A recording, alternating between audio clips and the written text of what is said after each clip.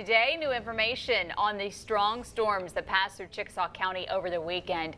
The National Weather Service in Memphis confirmed that an EF-1 tornado hit just west of New Hulka on Saturday around noon. This is some video WTVA meteorologist Gabe Maynor captured of the storm damage.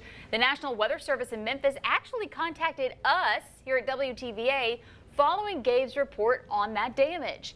They went out to survey the damage after our report and determined that the tornado had a max wind speed of 90 miles an hour and went for 4 miles.